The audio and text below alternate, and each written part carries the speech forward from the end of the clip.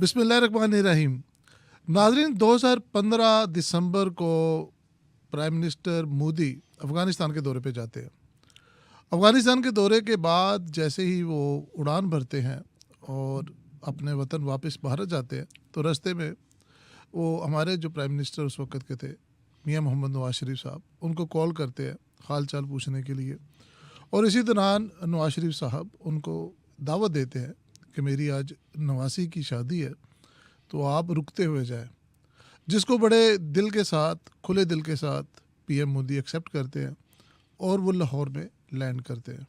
ये बड़ा ही एक एडवेंचरस किस्म का फ़ैसला था और बड़ा ही डिफरेंट फ़ैसला था, बड़ा ही खुशगवार फ़ैसला था कि कैसे दो हेड्स ऑफ स्टेट एक दूसरे के साथ फ्रैंकली डिस्कस करते हैं और बहुत सारे रूल्स को बाले ताक रखते हुए ये अप्रोच लेके आगे आते हैं। पीएम मोदी साहब जब लाहौर लैंड करते हैं, उस लैंडिंग तक तो बात ठीक थी, उसके बाद जो सब कुछ हुआ वो एक बड़ा ही डिफरेंट सिलसिला है जिसकी अभी तक बाज़गश्त सुनाई दे रही है। इंडिया में इस वक्त इलेक्शन हो रहे हैं और पीएम मोदी साहब उस लाहौर यात्रा को अपने मुफाद के लिए हमेशा की तरह, जिस तरह पाकिस्तान के ऊपर धमका के, डरा के और पाकिस्तान पॉलिटिक्स यूज़ करते हैं, वो इसी लाहौर यात्रा को यूज़ कर रहे हैं। एक स्पीच के अंदर वो कहते हैं कि जी लाहौर हमारा था, लाहौर हमारा है और हम अपनी मर्ज़ी से लाहौर गए और हमने अपनी मर्ज़ी के लोगों को साथ लेके जाती उम्र भी गए, मिले भी और सारा कुछ। नाज़रीन, लाहौर के अवाम बड़े दिल के मालिक हैं, लाहौर के वज़ीर आज़म बड़े दिल के मालिक हैं। उन्होंने उनको दावत दी और सब सिक्योरिटी प्रोटोकॉल्स को विद इन आवर्स रेडी किया और एक पूरे प्रोटोकॉल के साथ उनको वेलकम किया। टोटल 70 से 80 लोग थे जो पीएम मोदी के तैयारे के अंदर थे, जिनमें से सिर्फ 11 लोगों को इजाज़त दी गई थी कि वो लाहौर एयरपोर्ट से निकलें और जाती उम्रा जाए। उन 11 लोगों को वीज़े दिए गए थे ऑन अराइवल। उन 11 लोगों को जिनको वीज़े दिए गए ऑन अराइवल और वो पीएम मोदी के साथ जाती उम्रा गए, आज अगर आप उनके नाम सुनेंगे, उनके करतूत सुनेंगे, उनकी बैकग्राउंड सुनेंगे, तो आप हंसेंगे। वो लोग थे जिनके ऊपर यहाँ तो एफआईआर हुई थी, यहाँ सीबीआई के केसेस थे। ये 11 के 11 जो इश्तिहारिये थे, मैं सतार खान साहब से पूछना चाहूँगा कि खान साहब, ये जो बुके लेके गए थे मोदी अपने साथ 11 लोगों का, ये कौन थे? अच्छा, ये एक तो नरेंद्र मोदी पिछले काफ़ी अरसे से, और ख़ास तौर पे इस वक्त वहाँ पे इलेक्शन हो रहे हैं इंडिया में, वो मुख्तलिफ़ तरीके से एक चीज़ को इम्प्रेशन दे रहा है मोदी कि मैं खुले दिल के साथ लाहौर गया था, मेरी नेक नीयत थी, पाकिस्तान की नहीं थी। भाई मानते हैं आपकी नीयत नहीं ठीक थी, आप खुले दिल के साथ आए, लेकिन दावत तो हमारे उस वक्त के वज़ीर आज़म नवाज शरीफ ने दी थी। टेलीफोन नरेंद्र मोदी ने किया, नवाज शरीफ ने उनको दावत दे दी, वो आ गए। बिल्कुल। अब जब वो आए तो तासुर ऐसा देने की कोशिश करते हैं कि मैं गया तो हर काम जो था ना वो कानून और रूल के हिसाब से नहीं था। तासुर वो ये देना चाहते हैं, उन लोग अपने इंडिया में खड़े हो गए कि कैसा मुल्क है जहाँ रूल्स की कोई परवाह नहीं करते। हम लोग जो यहाँ पे थे 2015 में, जो पाकिस्तानी लोग थे, उनका ज़हन भी यही समझ रहा था जो मोदी कह रहा है। मोदी बहुत इंटेलिजेंट आदमी, उसे पता है कि 2015 में नवाज शरीफ की मुखालफत में कई लोग ये कह रहे थे कि हर चीज़ गैर कानूनी हुई। ठीक है भाई, वो लैंड करता है। ठीक है। लैंड करने के बाद 11 बंदों को पाकिस्तान की FIA इमिग्रेशन वीज़ा जारी करती है जाती उम्र के लिए। प्रोपोगेंडा ये है कि 11 नहीं थे, 70 लोगों को जाने दिया नहीं गया। नहीं नहीं नहीं, 11 बंदे गए थे यार, बस ठीक है। समेत नरेंद्र मोदी, प्राइम मिनिस्टर, प्रधानमंत्री नरेंद्र मोदी, 11 बंदों को वीज़ा इशू हुआ था ऑफिशियल रिकॉर्ड की। बाकी लोग एयरपोर्ट में रहे थे। ठीक हो गया। वो गए हैं। अब 11 बंदे समेत नरेंद्र मोदी के जो 10 बंदे थे, सिलेक्शन तो वो नरेंद्र मोदी की थी ना, राइट। वो नवाज शरीफ की या पाकिस्तानी हुकूमत की या पाकिस्तानी लोगों की या हमारी तो नहीं थी। बिल्कुल। 70-80 लोग थे जिनको मर्जी ले जाना चाहते अपने साथ ले जाते। अब वो सिलेक्शन किस तरह की नरेंद्र मोदी ने, मुझे उसका नहीं पता कि सिलेक्शन किस बुनियाद पर उन्होंने की थी उन 10 बंदों की जिनके साथ वो जाती उम्रा गए नवाज शरीफ को मिलने के लिए। उनमें ऐसे लोग भी थे जिनकी अपने मुल्क में, इंडिया में सीबीआई इंक्वायरी कर रही थी, ठीक है। इन्फोर्समेंट डायरेक्टरेट इंक्वायरी कर रही थी, इंडिया की पुलिस इंक्वायरी कर रही थी, अदालतों में केस लगे हुए थे। वो उन बंदों को लेके गए जिनके क्रीडेंशियल डूबियस थे। तो अब वो लेके जाते हैं, मिसाल के तौर पर शुरू करते हैं ना सारे हवाले से। तो एक अजीत दोवाल हैं, वो हमेशा नरेंद्र मोदी के साथ होते हैं, नेशनल सिक्योरिटी एडवाइजर हैं, बड़ा इंपॉर्टेंट स्लॉट होती है। अब अजीत दोवाल अंडर कवर भी रह चुका है। अब अंडर कवर में होता है कि जासूस हैं, सारे मुल्कों के अंडर कवर जासूस जो होते हैं ना, ये एक ऐसी इस्तिलाह है जो कि ओपनली एक्सेप्टेबल। अगर हमारी एम्बेसी में कोई बंदा बैठा हुआ है, पाकिस्तान में किसी गैर मुल्की एम्बेसी का बंदा बैठा हुआ है, अंडर कवर है, हमें पता भी चल जाए, तो हम इंतज़ार करते हैं कोई ऐसी चीज़ हो ताकि हम कोई रिक्वेस्ट कर सकें कि यार ये कैसा बंदा भेजा हुआ है। बिल्कुल ठीक है। वरना उसका टेन्योर गुजर जाता है, हम कुछ भी नहीं कर सकते। ऐसे है, बिल्कुल ऐसे। ठीक है ना। तो ये अजीत दोवाल भी अंडर कवर रहा। और अजीत दोवाल वो बंदा है जो कि ऑपरेशन ब्लू स्टार, ये संत जरनैल सिंह भिंडरावाला था, जो खालिस्तान मूवमेंट का खालिक है ना। जी जी। खालिस्तान मूवमेंट जो 80s में चली थी, उसका जो खालिक था वो संत जरनैल सिंह भिंडरावाला था, ठीक है। जिसने गोल्डन टेम्पल में पनाह ले ली थी। इंदिरा गांधी की हुकूमत थी, तो अजीत दोवाल भी उस ऑपरेशन का हिस्सा था जिसको ब्लू स्टार कहते हैं। ठीक है। उसके बाद अजीत दोवाल नरेंद्र मोदी की हुकूमत में वो बाकायदा प्लान करता है दाऊद इब्राहिम को कैसे हमने मारना है दुबई में, और किस तरीके से वो छोटा राजन जो दाऊद इब्राहिम का राइवल है, छोटा राजन के 2 बंदों को हायर करता है और 2 बंदों को दिल्ली बुला के तो दुबई भेजना है कि आपने काम कर देना दाऊद इब्राहिम का। वो अलग बात है कि भिनक निकलती है, बॉम्बे पुलिस तक पहुंचती है, बॉम्बे पुलिस दिल्ली में रेड करती है। जब बॉम्बे पुलिस दिल्ली में रेड करती है तो उन दोनों को पकड़ा जाता है कि उनको मतलूब होते हैं। बिल्कुल ठीक है। तो साथ अजीत दोवाल बैठा होता है। अच्छा। अब पुलिस कमिश्नर के लिए जो खातून पुलिस कमिश्नर थी, उसने अपनी किताब में भी इस चीज़ का जिक्र किया हुआ। उसके लिए झटके वाली बात होती कि अजीत दोवाल यहाँ क्या कर रहा है, हम तो इन दोनों बंदों को पकड़ने आए हैं। तो फिर वो कहते हैं कि ये सीक्रेट प्लान था, तो हम लोग करो ने कहा जी हमारे पास तो इन दोनों को बंदों को पकड़ना है, ये मतलूब हैं, अंडरवर्ल्ड के बंदे हैं, चाहे छोटा राजन के बंदे हैं चाहे दाऊद इब्राहिम के बंदे हैं, हमने तो पकड़ना है इनको। ठीक है। तो अजीत दोवाल वो भी थे। अब अजीत दोवाल भी साथ था। अजीत दोवाल के ऊपर हम फिर किसी वक्त लंबी चौड़ी कर सकते हैं। एक है स्पेशल प्रोटेक्शन ग्रुप, ठीक है। वो इंडिया में बना हुआ है, जो कि इंडिया का जो मौजूदा वजीर आज़म है, इस वक्त का प्रधानमंत्री है, वो उसकी फैमिली, और जो साबका प्रधानमंत्री साबका वजीर आज़म उसकी फैमिली, उसकी प्रोटेक्शन की जिम्मेदारी स्पेशल प्रोटेक्शन ग्रुप पे होती है। बिल्कुल जिस तरह हर मुल्क के अंदर होता है। हर मुल्क के अंदर। जी। तो उसके जो चीफ सिक्योरिटी अफसर समझ लें नरेंद्र मोदी के थे, उनको वीज़ा लगा था। ठीक है। ठीक है। श्रीवास्तव उसका नाम था। श्रीवास्तव स्पेशल प्रोटेक्शन ग्रुप का टीम का हेड था। ठीक है। और आईबी से उसका ताल्लुक था। डेपुटेशन पे वो स्पेशल प्रोटेक्शन ग्रुप में आया था। ठीक है। ठीक है। उसका ये था कि उसके साथ 2 बंदे थे। अब जब पाकिस्तानी इमिग्रेशन ने जब वीज़े स्टैंप किए थे तो बाई नेम होता है। ठीक है। ये 2 ऑफिशियल थे जो श्रीवास्तव के साथ थे। इनके नाम रिकॉर्ड में मैंने देखे, सिर्फ ऑफिशियल लिखा हुआ था, नाम नहीं लिखा हुआ था। ओके। तो मोस्ट प्रॉब्ली ये लोग भी स्पेशल प्रोटेक्शन ग्रुप के थे। और इनका एक और होता है कि इनके पास ख़ास तरह का असला होता है, क्योंकि इन्होंने प्राइम मिनिस्टर की सिक्योरिटी पे होते हैं। वो ख़ास किस्म का असला होता है जिसमें 2000 असॉल्ट राइफल भी होती है, वो ब्लॉग 17 पिस्टल भी होती है, FMM कोई इस तरह की होती है चीज़। ये असला उन्होंने अपने जिस्म में और कपड़ों में छुपाया होता है। खैर साहब, यहाँ पे एक सवाल है। यहाँ तक तो बात ठीक है, असला था, सारा कुछ था। इस सब के बावजूद कि ये हमारे प्राइम मिनिस्टर को मिलने जा रहे हैं, क्या इनकी बॉडी सर्च नहीं हुई? क्या इनको कहा नहीं गया कि आप अपना असला रख कर जाएं, आप अपना यार, आपको अब ये क्लीन करके जाएं? एक ऐसी इतना बड़ा खुला दिल। ये ऐसी चीज़ है। ये उस वक्त की हमारी जो गवर्नमेंट थी, उस वक्त की हमारी जो सिक्योरिटी अपरेटस था, ये उसका काम है कि यार ये बंदे आ रहे हैं। क्या वो प्राइम मिनिस्टर उस वक्त जो हमारे प्राइम मिनिस्टर थे नवाज शरीफ, हाँ, वो अंदर जहाँ सारे बैठे थे वहाँ तक गए हैं वो दो लोग कि नहीं गए? अगर गए हैं तो क्या हमारे लोगों ने, अब हमारा भी तो प्राइम मिनिस्टर है ना। बिल्कुल। अगर नरेंद्र मोदी इंडिया का प्राइम मिनिस्टर है तो नवाज शरीफ हमारा प्राइम मिनिस्टर था।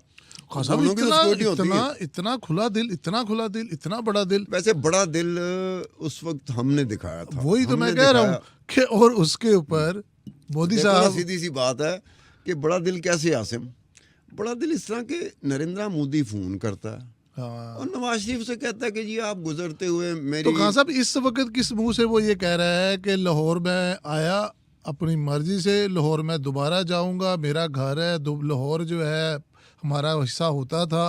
अब वो ये कहना चाह रहा है कि जी मैं कोई बड़ी ही, मैंने ना कोई घुसपैठ की है और बड़ा मैंने कोई ना अजीब सा काम कर दिया है जो पाकिस्तानी गवर्नमेंट नहीं चाहती थी उस वक्त हो। ये कैसी स्टूपिड सी बात है, और इंडियन अवाम उसको बाय भी कर रही है। देखें, इलेक्शन इंडिया में हो, इलेक्शन पाकिस्तान में हो, जिसने वोट लेने होते हैं ना, नरेंद्र मोदी इस वक्त वोट ले रहा है। ये नरेंद्र पॉइंट है। मोदी की जो जमात है बीजेपी, वो वोट लेना चाह रही है। अब वो एक तासुर ऐसा देना चाह रही है कि मैं दंदनाता फिर रहा था। अब देखो, हमारा मुल्क हो चाहे उनका मुल्क हो, अगर हम झूठ में ये बताए ना मैं बड़ा दिलेर है, मैंने कोई रोक नहीं सकता, मैं ठुड्डे मार के जाना, लोग की पसंद करते हैं। लोग तहजीब वाले बंदे को नहीं पसंद करेंगे कि सर मैंने इजाज़त ली, मैं ऐसा तो उन्होंने कहा कि हो या बंदा इजाज़त मांगता है। सही। तो ये वो कर रहा है। अब ये देखो ना, अब एक मध्य प्रदेश का चीफ मिनिस्टर उस वक्त का, जो 3 मरतबा मध्य प्रदेश का चीफ मिनिस्टर रह चुका है। अब देखो ना, चौहान साहब थे जो मध्य प्रदेश के 3 मरतबा चीफ मिनिस्टर यानी मुख्यमंत्री रह चुके हैं, वो भी नरेंद्र मोदी के साथ थे जाती उम्रा जाने के लिए। ठीक है। तो इसका जो बेनोई था उस पर आया, वो था क्या, अब मध्य प्रदेश के कॉन्ट्रैक्ट हैं, जो सरकारी कॉन्ट्रैक्ट हैं, वो ठेकेदारों को भी दिए जाते हैं ना। 8 लाख की उसकी वर्थ है टोटल। इसके बेनोई की, मध्य प्रदेश के चीफ मिनिस्टर चौहान की, जो जाती उम्रा घुसे हुए थे मोदी के साथ नवाज शरीफ को मिलने के लिए, 8 लाख इसकी वर्थ है टोटल। और इसको क्लियर किया, सर्टिफिकेट जो मिले हुए हैं ना सरकारी तौर पर, वो करोड़ों रुपए के कॉन्ट्रैक्ट के मिले हुए हैं। मतलब ए ग्रेड A4, 5, 6, वो बंदा पूछे कि इसकी वर्थ टोटल इस तरह की है, नया बंदा है, नया बंदा कारोबार में आया, और ये जो उनका था ना महकमा, वो महकमा हमारे यहाँ भी काफ़ी महकमा है उसकी बड़ी होती है। तो वर्क्स डिपार्टमेंट, वर्क्स डिपार्टमेंट एक ऐसा डिपार्टमेंट होता है जिसमें बहुत ज़्यादा काम होता है, सरकारी काम निकल रहे होते हैं। तो इनको किया गया काम बड़ा, वर्थ उसकी इतनी, सर्टिफिकेट उसको 3, 4, 5, 6 महीनों में आपने आखिरी सर्टिफिकेट भी दे दिया उसे कि जिसको करोड़ों का काम दिया जा सकता है। अब वो भी केस चल रहा था। उसके बाद हुआ ये, अब ये देखें, ज़रूरी नहीं था कि नरेंद्र मोदी के साथ जो लोग गए थे वो सिर्फ और सिर्फ बीजेपी के भी हों, उसमें और लोग भी थे। अब ये बात है कि एक कॉमनवेल्थ गेम्स स्कैंडल था। ठीक है। ये 2010 का चल रहा था। ठीक है। इसमें लोग थे, सबूत भी मिले, केस भी चला, पूरी दुनिया में बदनामी भी हुई। खुद इंडिया कहता है कि जी कॉमनवेल्थ गेम में जो स्कैंडल निकला था जी। उसकी वजह से, एक जमहूरी मुल्क है ना, जमहूरी मुल्क के लिए बड़ा होता है सस्टेन करना उसको, तो ये प्रॉब्लम थी, उसमें भी थे। खान साहब जमहूरी मुल्क है या सो कॉल्ड जमहूरी मुल्क है? नहीं, जमहूरी मुल्क तो है। जब खान तक साहब, ये, इसके ऊपर मेरा थोड़ा सा इख्तिलाफ राय है। एक ऐसी जमहूरियत है जहाँ पर सिर्फ हिंदुओं को राइट्स हैं, एक ऐसी जमहूरियत है जहाँ पे मुसलमान ना तो सियासत में उस तरह खुल गए। अब हो रहा है, तो वो भी जमहूरियत तो ना रही। देखो जब अब तो फिर डिक्टेटरशिप आ गई, फासिज्म आ गया। एक सिंपल सी बात है, नरेंद्र मोदी बीजेपी 1984 का इलेक्शन था तो 2 सीटें थी। भारतीय जनता पार्टी, जान संघ पार्टी थी जो 1947 से चली आ रही थी, ठीक है, वो कम सीटें लेती थी। ठीक है। जान संघ की बाद में भारतीय जनता पार्टी बनी, ओके। तो 84 में सिर्फ 2 सीटें मिली। उसके बाद का 79 का इलेक्शन था, पता नहीं 90 का इलेक्शन था, मेरे पास पूरा सारा रिकॉर्ड पड़ा हुआ है। तो उसमें दूसरे इलेक्शन में ये 80 से ऊपर नशिस्तें ले गए थे। वाई? वो बाबरी मस्जिद, तो शुरू से यही बाबरी बतीरा रहा मस्जिद ना, का इशू जो था ना, वही मैं कह रहा हूँ ना। वो भारतीय जनता पार्टी ने उठाया। सियासी जमात थी ना, समझती थी सियासी कि नहीं, मैं इसको सियासी नहीं कहूँगा, with all due respect to your remarks. सियासी जमात वो होती है जो सारी माइनॉरिटीज़ को, सारी एथनिसिटीज़ को साथ लेके जाए। ये एक हिंदुओं का ग्रुप है, और जो बहरहाल वो हिंदुइज्म के ऊपर चलती है। इलेक्शन जो इंडिया का इलेक्शन होता है उसमें तो सियासी जमात के तौर पे हिस्सा लेते हैं। हाँ, लेकिन आप इसकी रियलिटी को अब तो उन्होंने जाने ये ना इस किया चीज़ कि को। मजहबी इशू को सियासी इशू बना दिया ना। ये देखें, फ़र्क ये हुआ कि मजहबी इशूज़ को आपने सियासी इशू बना दिया। बाबरी मस्जिद के बाद फिर गुड्डी चढ़ी भारतीय जनता पार्टी। भारतीय जनता पार्टी ने, और ख़ास तौर पे नरेंद्र मोदी ने, हिंदुस्तान का हिंदू जगा दिया। यस, हिंदुस्तान का हिंदू जगाने का मतलब क्या है कि अब माइनॉरिटी के लिए वो मुकाम नहीं रह गया जो उससे पहले था। बिल्कुल बिल्कुल, ठीक है ना? बिल्कुल। अब ये एक ऐसी चीज हुई है जिसकी वजह से वो होल हार्टेडली वो उस पॉइंट पे वो बैंक करता जा रहा है कि मैं हिंदू को जागते रहने दूं। अगर हिंदुस्तान का हिंदू सो गया तो नरेंद्र मोदी हार जाएगा, बीजेपी हार जाएगी। ये फिर डेमोक्रेसी तो ना हुई ना खान साहब, ये तो फासिज्म हो गया, ये तो एक्सट्रीमिज्म हो गया, ये तो आप एक रिलीजियसली जो है ना, रिलीजन कार्ड खेल रहे हैं। देखें, जहाँ पर पाकिस्तान में जितने भी साफ़ी हैं, आप हमसे सीनियर हैं, हम लोग हमेशा इंडिया के अंदर एक चीज़ को अडोर करते थे, वो था उनका secularism. That is a story of past now. शुरू से और अब रहा है। हाँ, बिल्कुल रहा है। अब वो ख़त्म हो गया, और हम उनको बार बार पता है क्यों कहते हैं कि भाईजान हम ये चीज़ भुगत चुके हैं। हमारे यहाँ ये एक्सट्रीमिज्म ने जो हमारा बेड़ा गर्क किया है, वो आप उस तरफ अब चल पड़े हैं। अब आपको किसी दुश्मन की ज़रूरत नहीं है, आप अपने खुद दुश्मन बन गए हैं। क्या कहते हैं खान साहब इसके ऊपर? अब ये देखो ना, हम उस वक्त तक नहीं कह सकते जब तक इंडिया का वोटर जो है ना, इंडिया का वोटर जब तक वोट किसी भी इंडिया की सियासी जमात को देता रहेगा, हम कुछ नहीं कह सकते। खान साहब कैसे वोट हो रहे हैं? आपके से जो हेड था उसको पकड़ के अंदर कर दिया, और वो यार देखो, ये वो कब बात हुई जब ये बात होती है कि ये सीबीआई है, हाँ, ये एनफोर्समेंट डायरेक्टरेट है, या ये सेंट्रल इन्वेस्टिगेटिव एजेंसी हैं, सेंट्रली कंट्रोल, जिसको यूनियन गवर्नमेंट कंट्रोल करती है, जो स्टेट प्रोविंस के कंट्रोल में नहीं है। ये सीबीआई और ये एनफोर्समेंट डायरेक्टरेट का पहली मर्तबा देखने में आया कि ये किस तरह से काम कर रहे हैं। ये पहली मर्तबा डूबियस होना शुरू हुए। ये मतलब केजरीवाल को पकड़ा। अगर केजरीवाल आम आदमी पार्टी का है और दिल्ली का चीफ मिनिस्टर है, उसके ऊपर तो एफआईआर 1.5 साल हो गया कटी हुई है। बिल्कुल आपने पहले क्यों नहीं पकड़ा? बिल्कुल। पहले आपने आम आदमी पार्टी के लोगों को पकड़ा, पहले आपने दिल्ली गवर्नमेंट के सीनियर मिनिस्टर्स को पकड़ा, सारे आम आदमी पार्टी के। केजरीवाल को आपने उस वक्त आके पकड़ा जब इलेक्शन कैंपेन शुरू होने लगी है। खान साहब इसके साथ मैं आपका नॉलेज चेक करूंगा। मुझे एक मुसलमान लीडर का नाम बता दें जो एक्टिव हो इस वक्त इंडियन इलेक्शंस के अंदर। मेरी नाकिस राय में, मेरे नॉलेज में, मीडिया के ऊपर आपको एक भी मुसलमान सियासतदान नज़र नहीं आएगा। तो क्या ये डेमोक्रेसी है?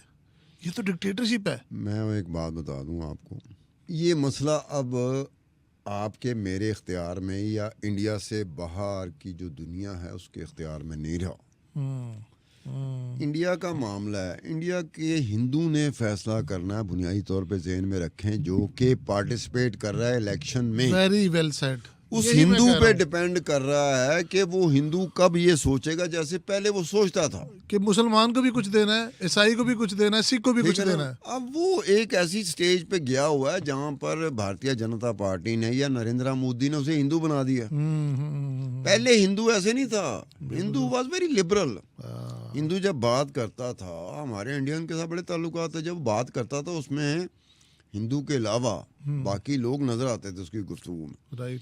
अब ग्रेजुअली महसूस होना शुरू हो गया कि हिंदू ने भी फैसला कर लिया कि बिल आखिर उसे कौमी सतह पर, नेशनल स्टेचर में उसे हिंदू बन जाना चाहिए। एग्जैक्टली। सो भारत खत्म हो गया और हिंदुस्तान बन गया।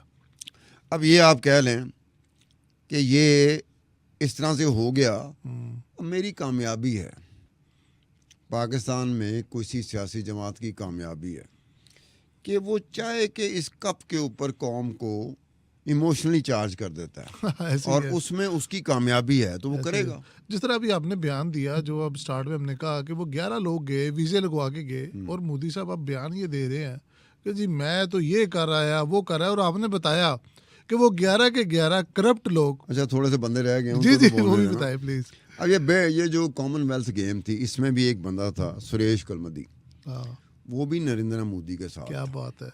अब देखो ना, नरेंद्र मोदी को तो पता होना चाहिए कि अपने डेलीगेशन में जिन बंदों को मैंने सेलेक्ट किया है उनके डूबियस क्रीडेंशियल नहीं होने चाहिए। वो क्लियर होते रहे, अलग बात है। हाँ। सीबीआई क्लियर कर दे, कोई इंटेलिजेंस, कोई इन्वेस्टिगेटिव एजेंसी क्लियर कर दे, पुलिस क्लियर कर दे, वो एक अलग बात है। आप तो ना साथ लेके जाओ। बिल्कुल सही बात है। आप किस मुंह से साथ लेके जा रहे हैं? अब ये अमर सिंह थे। अब ये बात है कि समाजवादी पार्टी है, ये बीजेपी नहीं, ये समाजवादी पार्टी है, उसके थे, उनको भी साथ ले गए। लेकिन जब ये लेके गए तो ये मोहन सिंह के साथ भी गए थे। बैकग्राउंड इनका ये है कि शायद इनकी इम्पोर्टेंस इतनी है कि कांग्रेस भी इसको रूल आउट नहीं करती और भारतीय जनता पार्टी भी इसको रूल आउट नहीं करती। अच्छा। कांग्रेस के जो मोहन सिंह थे, जो अमेरिका के साथ एटमी मुआहदा करने और ये सारा कुछ उस वक्त भी थे ये। तो इत्माद का जब वोट होता है, जब कोई इत्माद का वोट ले रहा होता है या किसी के खिलाफ वोट ऑफ नो कॉन्फिडेंस हो रहा होता है, तो किसी बंदे का जब आप देखते हैं ना कि ये इसमें बहुत एक्टिव है, तो समझो उसकी बड़ी इंपॉर्टेंस है। सही सही। तो अमर सिंह जो थे ना, ये समाजवादी पार्टी के, ये काफ़ी यानी कि इस मामले में अब इनको भी साथ रखा, अपने साथ रखा इन्होंने। इसकी बैकग्राउंड स्टोरी क्या है? ये लेके गए। इन पे भी केसेस कैसे होते हैं जी? एक केसेस होते हैं सियासतदानों पे। हाँ। वो कैसे केसेस होते हैं कि नवाशी पे पड़ा वक्त है, नवाशी पे ऐसे केस डाल दिया, ये वहाँ से निकला, खब्बे हाथ गया तो इसने कानून की खिलाफ वर्जी की, ये हाँ, इश्तिहाल दिला रहा था। हाँ, ये होता है। हाँ। ये इमरान खान है, यहाँ से निकला, खब्बे हाथ गया, इसने इश्तिहाल दिलाने की कोशिश की। ये केसेस और तरह के होते हैं। ठीक है। हत्ता के चोरी के और करप्शन के केसेस भी सियासतदानों पे जो पड़े हो ना, अच्छी तरह उनको कंगालना चाहिए। ना हमारे यहाँ कोई ऐसा रवायत है, ना कोई ऐसा कल्चर है, ना कोई ऐसी प्रैक्टिस है। हमने देखना है कि जिसको हम पसंद ना करते वो नैब FIA कोई भी केस डाल दे, हमने मान जाना है, क्योंकि हम उसे नाम पसंद नहीं करते। इन पर किस तरह के केसेस थे? अब इन पे भी केसेस थे करप्शन के। अच्छा। और ये केसेस अभी देखे चल रहे होते हैं ना, केसेस, चीज़ें चल रही होती हैं। अब वो क्या हतमी तौर पर उसका क्या नतीजा निकलता है। बहुत सारी चीज़ें ऐसी होती हैं जिसमें अदालत ये कहती है कि सबूत की अदम फराहमी की वजह से, सबूत ना मिलने की वजह से, प्रोसिक्यूटर ने जो जो कहा उसको देखते हुए, जो डिफेंस काउंसिल ने कहा, ये केस साबित नहीं हो रहा। ओके। अदालत ने फैसला करना। एक होता है कि अदालती फैसले भी ज़रा थोड़े से मजरू होते हैं, थोड़े से वो ऐसे डूबियस होते हैं बड़े, कि साफ पता लग रहा होता है कि अदालत डंडी मार रही। सज़ा देने में भी, सज़ा ना देने में भी, हर दो सूरतों में डंडी मारती हुई नज़र आती है। लेकिन इंडिया में बहुत कम ऐसा होता है। हमारे पाकिस्तान में तो सरेआम होता है ना कि अदालत है, किसी पे मेहरबान होगी तो ऐसे मेहरबान होगी कि सामने उसने गिलास उठाया, 200 बंदा देख रहा था, तो अदालत ने कहा तो उस वक्त तो गिलास का वजूद ही नहीं था। ऐसे फैसले भी आए। हमारी अदालतों में, इंडिया की अदालतों में बहुत फ़र्क है। वहाँ वो डंडी मारते हैं ख़ास जगह पे जाके, लेकिन इस तरह की डंडी नहीं मारते क्योंकि रवायतें वहाँ पर ख़राब होना शुरू हुई हैं, तो एक टाइम लगेगा हम तक पहुँचते हुए। सो इसके ऊपर भी करप्शन केसेस थे। अब एक साहब हैं गुलाब सिंह साहब। अच्छा। अब ये आम आदमी पार्टी के थे। अब ये नरेंद्र मोदी साहब एक तासुर देना चाह रहे हैं कि जनाब मैं बड़ा लिबरल हूँ, मैं बड़ा सेकुलर हूँ, क्योंकि पाकिस्तान आया हुआ था। उसने ये तासुर देना था कि मेरा जो डेलीगेशन नवाज शरीफ को मिलने जा रहा है, जाती उम्रा, जो ये 10 बंदे हैं, इसमें सरकारी को निकाल के जो सियासी बंदे रखे हैं, उसमें मैंने और पार्टियों के बंदे भी रखे। ठीक है, लेकिन वो और पार्टियों के बाकी लोग नहीं थे जो डूबियस ना होते।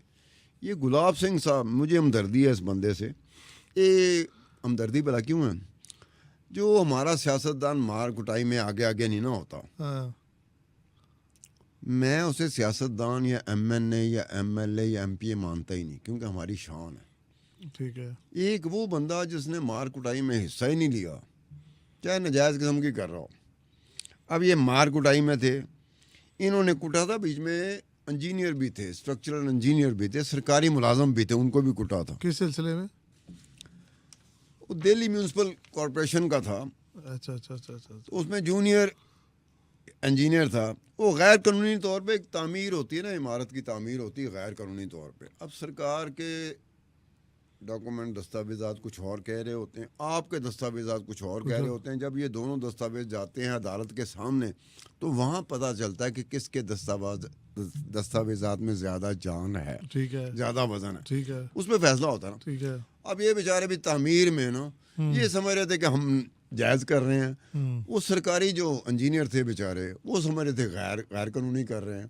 तो इन्होंने कुटिया छुटिया चंगा भला मतलब करना चाहिए था। अच्छा, ये इंटरेस्टिंग बात गुलाब सिंह की ये है कि जब 25 दिसंबर 2015 में जब ये गुलाब सिंह दाऊद इसके साथ नरेंद्र मोदी के साथ जाती उम्रा जा रहा था नवाज शरीफ को मुलाकात करने, उसी दिन गुलाब सिंह ने दिल्ली पुलिस के सामने पेश होना था। अरे वाह, क्या बात है। वो बजाय इसके कि दिल्ली पुलिस के सामने पेश होते, वो नवाज शरीफ के साथ बैठे चाय पी रहे थे, गप्पे मार रहे थे। सही। अनिल कुमार खन्ना भी था। अच्छा। अनिल कुमार खन्ना एक ऐसा बंदा था जो कि स्पोर्ट्समैन था। अब स्पोर्ट्समैन वो ऐसा था कि वो जो इंडिया की टेनिस एसोसिएशन थी ना, उसका सदर था। ठीक है। और इंटरनेशनल टेनिस एसोसिएशन उसका भी वो वाइस प्रेसिडेंट था। अब इस खन्ना को भारत की स्पोर्ट्स मिनिस्ट्री में ना, एक बात मैं आपको बताऊँ, आपके क्रिकेट बोर्ड में कोई और मिनिस्ट्री में स्पोर्ट्स से रिलेटेड मिनिस्ट्री में कोई बंदा होता है जिस पे मुख्तलिफ किस्म के चार्जेस लग जाते हैं। ठीक है। अब वो चार्जेस क्लियर होंगे तो हम कोई बात वसूख के साथ कर सकेंगे। सही। ठीक है। ये अनिल कुमार खन्ना साहब के पे चार्जेस थे इंडिया की स्पोर्ट मिनिस्ट्री में। नरेंद्र मोदी अपने साथ लेके जा रहे हैं। वो भाई तुम उस वक्त लेके जाओ जब वो क्लियर हो जाए चार्जेस से। तो खान साहब सारा हो गया। ये अब ये है कि आप इसको देखें ना। खान साहब, एक इसमें मेरा सवाल रह गया है। एक बड़ी अच्छी किताब थी स्लम डॉग मिलियनेयर। उनके मुसन्निफ का क्या कसूर था कि उनको आप लाहौर एयरपोर्ट छोड़ गए थे? क्या वो करप्ट नहीं थे या पढ़े लिखे ज्यादा थे? यार वकास स्वरूप की बात कर रहे हो जी। वो उस वक्त स्पोक्स पर्सन जो कि डेलीगेशन गया था अफगानिस्तान। तो खान साहब उसको तो बेचारा भला क्या कर रहा था? वो बेचारा ट्वीट कर रहा था। खुदाई कसम उसका आखिरी ट्वीट जो है ना, जहाज पे चढ़ते हुए अफगानिस्तान से काबुल से चढ़ते हुए, उस ट्वीट में किसी किस्म का जिक्र नहीं था कि हम पाकिस्तान जा रहे हैं। यानी कि वो स्पोक्स पर्सन था, वकास रूप स्पोक्स पर्सन था इस सारे डेलीगेशन का। एक्सटर्नल अफेयर मिनिस्ट्री होती है, उसका स्पोक्स पर्सन था। वो बताता जा रहा था हम यहाँ पर हैं, हम यहाँ पर हैं, नरेंद्र मोदी साहब यहाँ पर हैं। उसका आखिरी जो ट्वीट जो जहाज पे काबुल एयरपोर्ट पे चढ़ने से पहले आखिरी जो ट्वीट था, कहीं जिक्र नहीं था कि हम पाकिस्तान जा रहे हैं। यानी उस बेचारे को भी नहीं पता था। और उसको एयरपोर्ट भी छोड़ के चले गए ये लोग। उसको एयरपोर्ट पे छोड़ के, हालांकि स्लम डॉग क्या स्लम डॉग मिलियनेयर के मुसन्निफ थे। Slum dog millionaire. इसको दुनिया के 2 बड़े अवार्ड मिले, मुझे इस वक्त याद नहीं आ रहा, लेकिन ये कंफर्म है कि अवार्ड मिले। बहुत अच्छी बुक भी थी और मूवी भी बहुत अच्छी थी। ठीक है ना। अब ये इस टाइप का बंदा, उसको नरेंद्र मोदी साहब जो है ना, तो वो एयरपोर्ट पे छोड़ के जा रहे हैं। और वो ऐसे बंदे चौहान साहब को लेके जा रहे हैं जिन पे 3 केसेस हैं। ये गुलाब सिंह साहब को लेके जा रहे हैं जिन पे पुलिस के सामने उस दिन दिल्ली पुलिस के सामने पेश होना था। वो यहाँ जाती हूँ बैठे चाय पी रहे थे। इख्तिताम की तरफ बढ़ते हैं और नाजरीन को बताते जाए, जिस तरह सतार खान साहब ने वो गुलदस्ता पेश किया है, वो 11 लोगों का, जिसको बड़ा चढ़ा कर मोदी साहब पे बयान करते हैं कि जी हम लाहौर गए, लाहौर हमारा और ये और वो। मोदी साहब, आपके साथ जो 11 लोग थे उन सब के ऊपर करप्शन के केसेस थे, वो अब स्कैंडर्स थे। ये हमारा बड़ा दिल था कि हमने उनको वेलकम किया। ये सफारती नॉर्म्स थे कि उनको प्रॉपर वीज़ास दे के पूरी रिस्पेक्ट के साथ हमारे पीएम ने वेलकम किया। और अब जब इलेक्शन की बारी आ रही है तो हर अच्छी चीज़ को स्पाइस अप करके एंटी पाकिस्तान नैरेटिव बना के पेश किया जा रहा है। कुछ अर्सा पहले आदित्यनाथ योगी ने एक बयान दिया कि अब वो वक्त चला गया कि जब मुसलमान सड़कों पर नमाज पढ़ेंगे या अजान दी जाएगी। उससे कुछ अरसा पहले एक बयान ये आता है कि कश्मीर चल के हमारे पास आएगा, और अब मोदी साहब ये कहते हैं कि लाहौर तो हमारा था। मैं सिर्फ इतना कहूँगा कि 26 फरवरी आपके सामने एक ताज़ा मिसाल है, उसको ज़हन में याद रखिएगा। इस मुल्क के अंदर कोई भी बंदा हमारी मर्ज़ी के बगैर ना आया है ना आ सकता है। With that I thank you very much.